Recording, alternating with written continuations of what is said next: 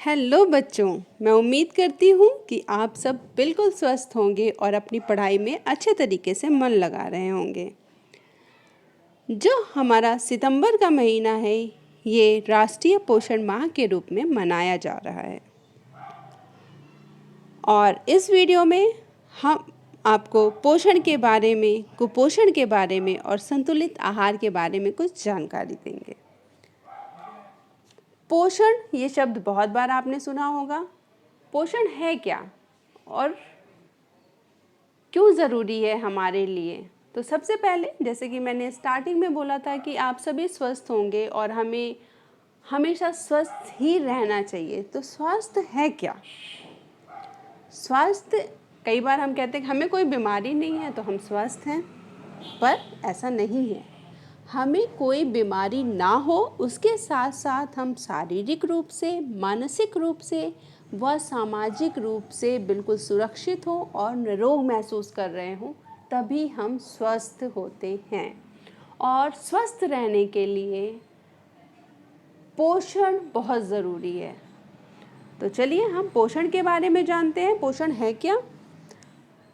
भोजन में बहुत तरीके के पोषक तत्व उपस्थित होते हैं और आज के समय में हम सभी उनके नाम से परिचित हैं। कई लोग बोलते भी हैं कि हमें विटामिन लेना चाहिए, प्रोटीन लेना चाहिए, लेकिन अज्ञानता की वजह से हम सिर्फ पढ़ के छोड़ देते हैं या सुन के भूल जाते हैं। तो जहाँ तक बात है पोषण की, पोषण भोजन में उपस्थित विभिन्न पोषक तत्वों का हमारी शारीरिक क्रियाओं और आवश्यकताओं की पूर्ति के लिए जो उपयोग होता है, वही पोषण कहलाता है। यानी हम जो खाना खा रहे हैं वो हमारे शरीर के लिए कार्य करे, वो पोषण है। समझ गए? इसके बाद आता है पोषक तत्व, क्योंकि पोषण की बात होगी तो पोषक तत्व ज़रूर होंगे, क्योंकि पोषक तत्व जब खाने में होगा तो ही हमें पोषण मिलेगा। हम कुछ भी खा लें और हमें पोषण मिले, ऐसा ज़रूरी नहीं है। तो वे सभी रासायनिक घटक जो भोजन में होते हैं, जिससे हमारे शरीर के सभी कार्य आसानी से हो जाते हैं, चाहे हमारा चलने का कार्य है, दौड़ने का कार्य है, हमारे शरीर में ऊर्जा मिलती है, शरीर का निर्माण होता है, ये सारे कार्य आसानी से हो जाते हैं, हम उसे करने में सक्षम हैं। वो सारे तत्व पोषक तत्व कहलाते हैं और हमारे जीवन के लिए ये पोषक तत्व बहुत ही ज़रूरी हैं। पोषक तत्व दो तरीके के होते हैं, एक तो है बृहद पोषक तत्व और दूसरा है सूक्ष्म पोषक तत्व। बृहद पोषक तत्व कौन से होते हैं? जो हमारे शरीर को ज़्यादा मात्रा में चाहिए होते हैं, जैसे कि कार्बोहाइड्रेट, वसा, फाइबर, प्रोटीन और पानी। ये हमें ज़्यादा मात्रा में रोज़ लेना चाहिए। कुछ सूक्ष्म पोषक तत्व होते हैं जिनको हम कई बार अज्ञानता की वजह से खाते ही नहीं हैं और हमारे शरीर में वो बहुत सारी बीमारियों का कारण बनते हैं। ये सूक्ष्म पोषक तत्व हैं खनिज, लवण एवं विटामिन। हालांकि सूक्ष्म पोषक तत्व हमें बहुत कम मात्रा में चाहिए होते हैं और कई ऐसे पोषक तत्व हैं, सूक्ष्म पोषक तत्व, जो हमें पॉइंट्स में चाहिए होते हैं, 0.01 मिलीग्राम। तो लेकिन उनकी उपयोगिता हमारे जीवन में कम नहीं है, इसीलिए हमको सूक्ष्म पोषक तत्वों का भी उतना ही ध्यान रखना चाहिए। तो अब आप सभी पोषण के बारे में जान गए होंगे। अब एक शब्द और आता है कुपोषण, और अगर भारत की बात की जाए या कुछ और विकासशील देशों की बात की जाए तो वहाँ पर कुपोषण की समस्या एक बड़ी समस्या है। कुपोषण क्या है? कुपोषण यानी पूरा पोषण। शरीर के लिए जो आवश्यक संतुलित आहार है, अगर हम उसे लंबे समय तक नहीं खाते हैं, यानी जो पोषक तत्व तो हमें चाहिए हमारे शरीर को, अगर वो काफ़ी लंबे समय तक हम उसको नहीं खा पा रहे हैं तो हम कुपोषित हो जाते हैं। कुपोषण के कारण क्या होता है? बच्चों एवं महिलाओं की रोग प्रतिरोधक क्षमता बिल्कुल कम हो जाती है, जिसके कारण आसानी से वो बहुत सारी बीमारियों से ग्रसित हो जाते हैं। जो कुपोषण है वो दो तरीके का होता है, अल्प पोषण एवं अति पोषण। दोनों ही खतरनाक हैं, अल्प पोषण और अति पोषण। हमारा भारत दोहरे कुपोषण के दोहरे भार से ग्रसित है। यहाँ के बहुत सारे लोग, स्पेशली जो बच्चे हैं, वो कुपोषण से ग्रसित हैं। कुपोषण मीन्स पोषण का कम होना या बुरा होना। अगर हम कम पौष्टिक तत्व खा रहे हैं, यानी जितनी हमें आवश्यकता है उससे कम खा रहे हैं, तो भी हम कुपोषण से ग्रसित हो जाएंगे। अल्प पोषण होगा, यानी हमारे शरीर में काम करने की क्षमता बिल्कुल नहीं होगी, हम बीमारियों से ग्रसित हो जाएंगे। अगर अति पोषण है, यानी हम कुछ पौष्टिक तत्व ज़्यादा खा रहे हैं, ज़रूरत से ज़्यादा खा रहे हैं, तो हम कुपोषित होंगे, यानी कि अति पोषण हो जाएगा। और ज़्यादातर इसका एग्जाम्पल मोटापे से नज़र आता है कि हमारा शरीर मोटा हो जाता है और तब भी हम कुछ कार्य करने में समर्थ नहीं होते हैं और बीमारियों से घिर जाते हैं, बहुत जल्दी हमें बीमारियां लग जाती हैं। तो कई बार कुपोषण को पहचानना मुश्किल होता है, क्योंकि अगर हम कुछ चीज़ें खा रहे होते हैं, जैसे मैंने बताया था अभी आपको कि कुछ बृहद पोषक तत्वों में ज़्यादा मात्रा में चाहिए और ज़्यादातर लोग उसे खाते भी हैं। जो समस्या आती है वो सूक्ष्म पोषक तत्वों की आती है, लेकिन अगर हम वो नहीं खाते हैं तो उसको एक हिडन हंगर या छुपी हुई भूख के नाम से जाना जाता है। एक ऐसी बीमारी समस्या पैदा हो जाती है आगे चलकर, जिससे बहुत सारी बीमारियां हो जाती हैं। तो कुपोषण की पहचान कैसे करें, कैसे हम पहचानें कि कुपोषण हुआ है किसी को? अगर हमारे शरीर की वृद्धि रुक जाती है या हम खाना ठीक से नहीं खा पा रहे हैं, तो हमारी ऑब्वियस वृद्धि रुकेगी। मांसपेशियां ढीली होकर बिल्कुल सिकुड़ जा रही हैं, झुर्री हो रही है, शरीर का रंग पीला हो रहा है, थोड़ा सा भी काम करने के बाद हमें थकान लगने लगती है, तो भी हम कुपोषित हैं। मन में उत्साह का अभाव हो, हम उत्साहित ना हो कोई कार्य करने के लिए, हमेशा चिड़चिड़ापन रहे, अचानक से कोई काम आए तो चिड़चिड़ाएं, हम जैसे तैसे अपना रूटीन काम कर लें, एक्स्ट्रा कुछ भी काम आए तो हमें चिड़चिड़ाहट सी महसूस हो। बाल रूखे हों, बालों में चमक चली गई हो, चेहरा बिल्कुल चमक वाला ना हो, आंखें अंदर को धंसी हुई हों और चारों ओर आंखों के डार्क सर्कल, जिससे हम कहेंगे वो डार्क सर्कल सा बन जाना, शरीर का वजन कम हो जाना तथा कमज़ोरी महसूस होना, नींद गड़बड़ हो जाना, पाचन क्रिया का गड़बड़ होना, हाथ पैर पतले होना और पेट बड़ा होना, या शरीर में सूजन आना। अक्सर बच्चों के शरीर में सूजन आ जाती है कुपोषण की वजह से, क्योंकि उनमें शरीर में पानी भर जाता है, जिससे ऑडिमा हो जाता है, शरीर में पानी भरा हुआ पानी का जमा होने लगता है और चेहरा चाँद जैसा हो जाता है। अगर इन सब में से कोई स्थिति आपकी है तो कहीं ना कहीं आप कुपोषित हैं। ऐसी स्थिति में डॉक्टर के पास ज़रूर जाना चाहिए, क्योंकि वो ये जांच करेंगे कि आपके शरीर में कौन से पोषक तत्व की कमी है और उसको पोषक तत्वों की सहायता से, इसके लिए कोई बहुत ज़्यादा दवाइयों की ज़रूरत नहीं होती, हम अपने डाइट में, हम अपने खान पान में सुधार लाके उन पोषक तत्वों की कमी को दूर कर सकते हैं। यानी थोड़ी सी अज्ञानता को हटाना है, जागरूकता बढ़ाना है खान पीन को लेकर। तो हमें कुपोषण से बचने के लिए क्या करना चाहिए? संतुलित आहार लेना चाहिए। संतुलित बहुत ही अच्छा शब्द है। संतुलित का मतलब आप सभी जानते होंगे, जो चीज़ संतुलन में हो, ना कम हो ना ज़्यादा हो। तो एक संतुलित आहार वो है जो हमारे शरीर को बिल्कुल सही तरीके से काम करने के लिए आवश्यक पोषक तत्व प्रदान करता है, यानी हमें जितनी आवश्यकता है उतनी ही मात्रा में पोषक तत्व प्रदान करता है। कई बार होता है हम कुछ पोषक तत्व थोड़ा ज़्यादा खा लेते हैं, कुछ कम खा लेते हैं, तो वो एक्स्ट्रा मार्जिन में होता है, वो आगे चल के बैलेंस हो जाता है। लेकिन अगर रेगुलरली ऐसा होगा तो हम कुपोषित हो जाएंगे। तो स्वस्थ जीवन जीने के लिए हमारा आहार बिल्कुल संतुलित होना चाहिए।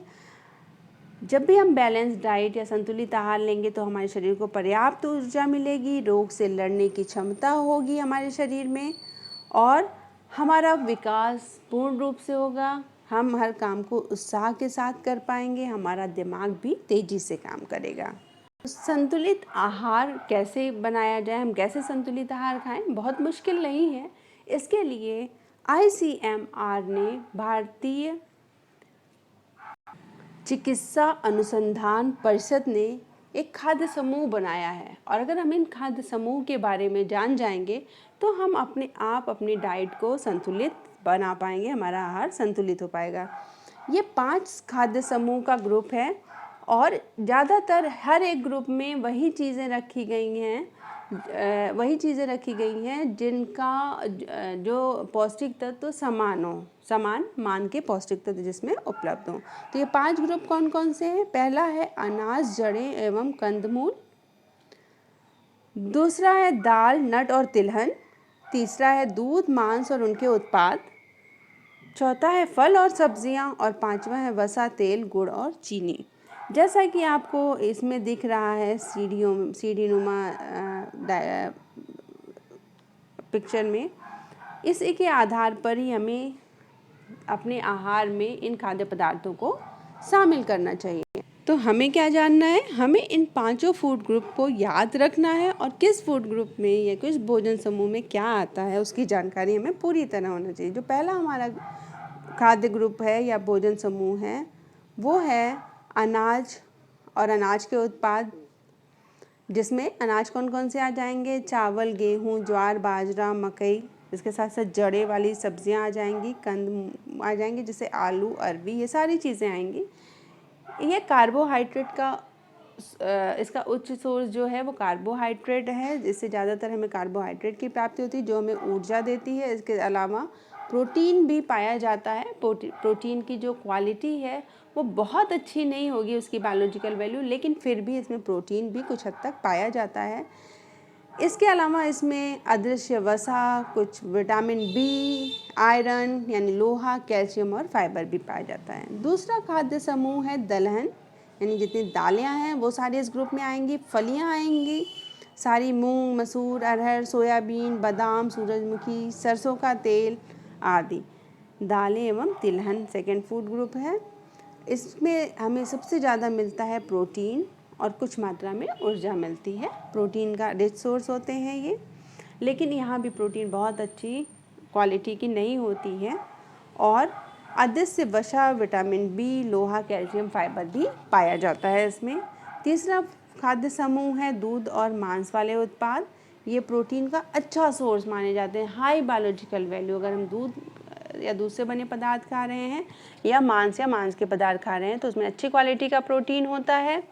इसके अलावा इसमें वसा, राइबोफ्लेविन, कैल्शियम, विटामिन B12, वसा, घुलनशील विटामिन भी पाए जाते हैं। चौथा खाद्य समूह है फल एवं सब्जियां। इसमें हरी पत्तेदार सब्जियां आती हैं, पीली और लाल सब्जियां आती हैं और सारे फल आते हैं। इससे हमें प्रचुर मात्रा में विटामिन, खनिज और फाइबर्स मिलते हैं। इसके अलावा कुछ में अदृश्य वसा, खनिज और विटामिन भी मिलते हैं। पांचवा और आखिरी खाद्य समूह है वसा, शर्करा और गुड़। इससे हमें वसा ज़्यादा मिलती है और ऊर्जा मिलती है। आवश्यक कुछ फैटी एसिड भी मिलते हैं। तो ये सारे खाद्य समूह हैं। किसमें कौन कौन सी चीज़ें आती हैं, उसके यानी उसके स्रोत क्या क्या हैं और उनसे कौन सा पोषक तत्व मिलता है, ये आप समझ गए होंगे। अब इन्हें हमें लेना कितनी मात्रा में है ये निर्भर करता है आपकी उम्र पर। ICMR ने ही कुछ रिकमेंडेशंस दी हैं। अगर हम उनके बारे में जानकर कैलकुलेशन कर लेते हैं तो बहुत ही अच्छी बात है। अदरवाइज आप थोड़ी बातों का ध्यान रख के अपनी डाइट को बहुत अच्छी बना सकते हैं, संतुलित बना सकते हैं। आपको ध्यान क्या क्या रखना है, जैसे कि इस पिरामिड में आपको दिख रहा होगा एरिया डिवाइडेड है। ये ज़्यादा एरिया आता है अनाज, जड़ें एवं कंद का, यानी जितने भी आपके अनाज हैं, गेहूँ, चावल, ज्वार, बाजरा, वो सारे कुछ इसमें आएंगे। आलू, अरबी, ये सब चीज़ें भी आएंगी। ये हमें ज़्यादा मात्रा में लेनी है। आप जैसे पिरामिड से आप समझ पा रहे होंगे, ये हमें बहुत ज़्यादा क्वांटिटी में खाना है। कितनी क्वांटिटी में खाना वो अगले स्लाइड में मैं आपको बताऊंगी। उसके बाद हमें जो दूसरा आता है वो दाल, तिलहन, मांस, ये सारी चीज़ें आती हैं। फल एवं सब्जियां भी हमें ज़्यादा मात्रा में लेनी है, क्योंकि इसमें ये विटामिन और मिनरल्स में प्रचुर मात्रा में होते हैं। और कुछ विटामिन्स जो पानी में घुलनशील होते हैं वो हमारी बॉडी में आवश्यक मात्रा में ही रहते हैं, बाकी पानी के साथ वो निकल जाते हैं, पसीने और टॉयलेट के साथ बाहर चले जाते हैं। इसके अलावा मांस, दालें, ये सब प्रोटीन का सोर्स है, ये हमें उससे थोड़ी कम क्वांटिटी में लेना चाहिए। दूध और दूध से बने पदार्थ भी अच्छी प्रोटीन का साधन है, वो भी हमें रोज़ लेना है। और सबसे कम मात्रा में हमें लेना है, जैसे पिरामिड में बहुत कम एरिया दिया गया है, वो है वसा, तेल, चीनी और गुड़, क्योंकि इनसे सिर्फ हमें ऊर्जा मिलती है और वसा से कुछ एसेंशियल फैटी एसिड्स मिलते हैं। अगर ये हम ज़रूरत से ज़्यादा खाएंगे तो हम कुपोषण के शिकार होंगे, नहीं हमारा मोटापा बढ़ जाएगा। तो चलिए इसको हम इस पिक्चर से समझते हैं। हमें सबसे अधिक क्या खाना है? अनाज खाना है। उसके बाद सब्जी और फल खाना है। थोड़ी कम मात्रा में हमें मांस, मछली, अंडा या इसके विकल्प जैसे सूखी सेम, ये दूध या दूध से बने पदार्थ खाने हैं। वसा, तेल, नमक बहुत कम खाना है।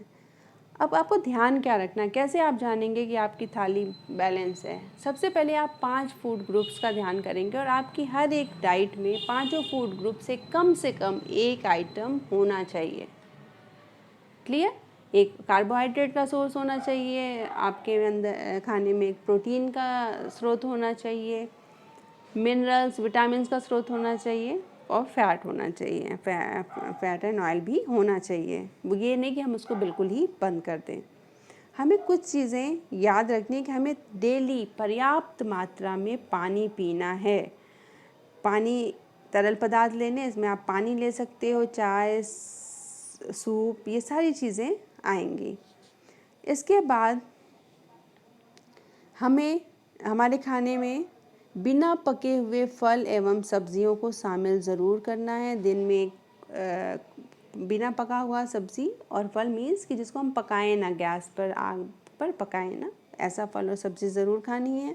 कच्चा मीन्स कि पका के नहीं खाना है, कुकिंग करके नहीं खाना है। दूध की कम से कम एक समय की मात्रा, एक सर्विंग ज़रूर लेनी है।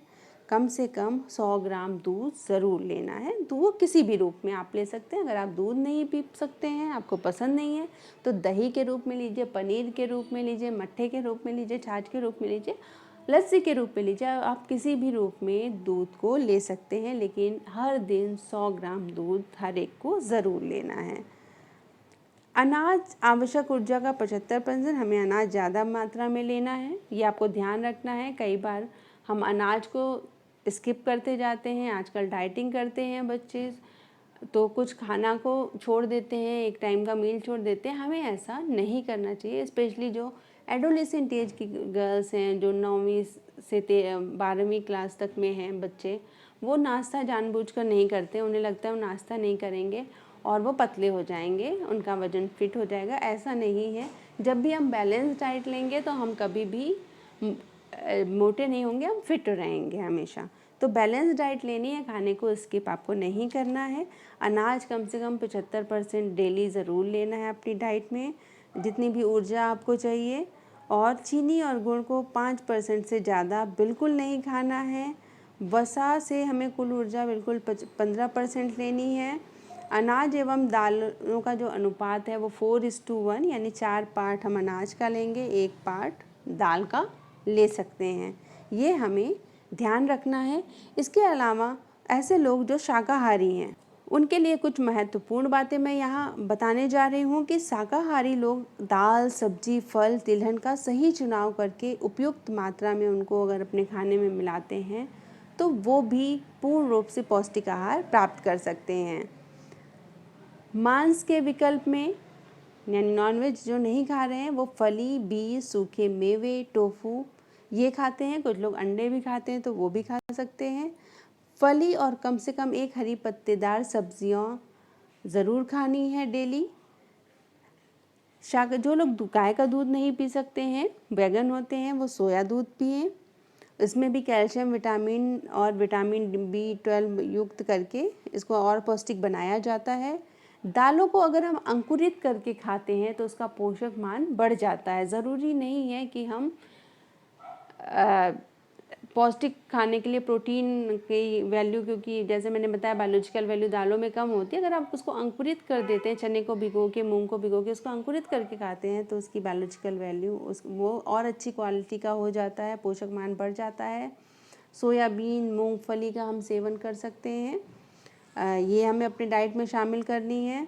कई बार मेल जोल कर अनाज और दालों के मिश्रण से भी प्रोटीन अच्छी क्वालिटी का बन जाता है, तो इसलिए खिचड़ी एक अच्छा सोर्स है प्रोटीन का। अगर दाल और चावल मिल जाए या विभिन्न प्रकार की दालें मिलाकर या विभिन्न प्रकार के अनाज मिलाकर हम उसे उसका पोषण मान बढ़ा सकते हैं खमीरीकरण करके। जैसे इडली, ढोकला ये हम बनाते हैं खमीरीकृत करके, कोई भी खाद्य पदार्थ बनाते हैं तो भी उसका पोषण मान बढ़ जाता है।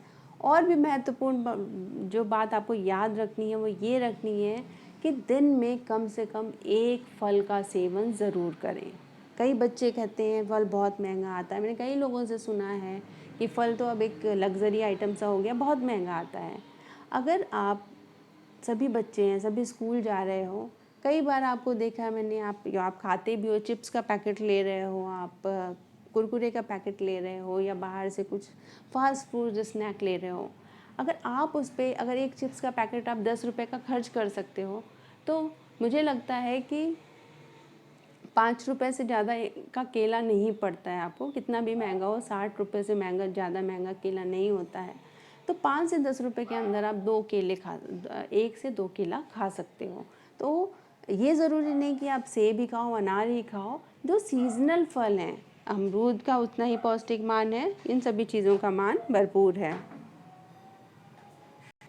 तो आप दिन में अब 3 मील ज़रूर लें, सुबह का नाश्ता, दोपहर का खाना, रात का खाना। इसके अलावा एक बार फल खाएं, दूध और दूध से बने पदार्थ खाएं और आपकी डाइट अपने आप बैलेंस हो जाएगी। बस ये ध्यान रखना, 5 फूड ग्रुप से एक आइटम ज़रूर अपने हर एक मील में शामिल करना है। कभी भी ब्रेकफास्ट को स्किप ना करें।